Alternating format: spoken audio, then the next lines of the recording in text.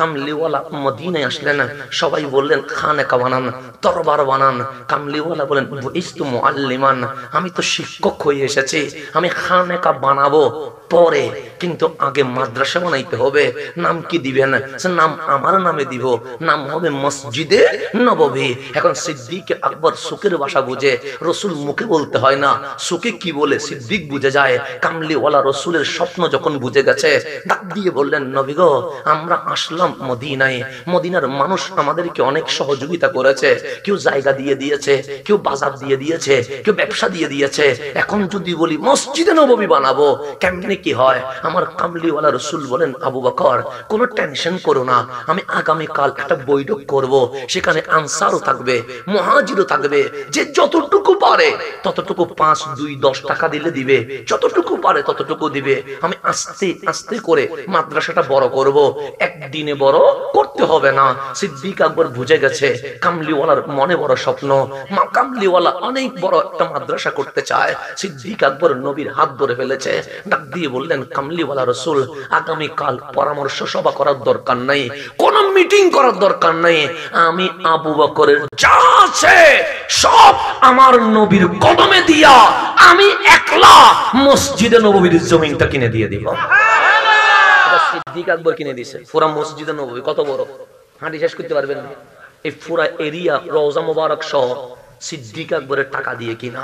কেমন কিনা? এই জমানার নয়, সেই জমানার 400 কোটি টাকা যিনি নবীর কদমে দিছে, ওনার নাম সিদ্দিক আকবর। এটার নাম হচ্ছে মসজিদে মিম্বরে শিক্ষক রহমতুল্লিল। এখন দরজা খুলে দিছে, কে কে আসবা ভর্তি হইতে। আবু বকর ঢুকছে, লেখা হয়ে গেছে সিদ্দিক আকবর। ওমর ঢুকছে, লেখা হয়ে গেছে ফারুক আজম। উসমান ঢুকছে, লেখা হয়ে গেছে জুন্নুরাইন। আলী ঢুকছে, লেখা হয়ে গেছে মাওলায়ে কায়নাত। হাসান ঢুকছে, হুসাইন ঢুকছে, লেখা হয়েছে জান্নাতের বাদশা। 1.25 লক্ষ আনসার মুহাজির ঢুকছে, আল্লাহ বলে রাদিয়াল্লাহু আনহুম, জান্নাতুল ফেরদাউসের বাসিন্দা হয়ে গেছে। এখন আমি যেটা বুঝাইতে চাচ্ছি একটু এইটাও বুঝেন। সিদ্দিক আকবর পুরা মসজিদে নববী দিয়ে দিয়েছেন। রাসূল পাক বড় আনন্দিত, বড় খুশি, কারণ এমন বন্ধু পাইছে যে বন্ধু সবটাই দিয়ে দিয়েছে। 1.25 লক্ষ সাহাবী বসে আছে। আমার নবী বলেন তাআল ইয়া আবু বকর, আবু বকর একটু এদিকে এসো না। সিদ্দিক আকবর এসে দাঁড়িয়ে গেলেন।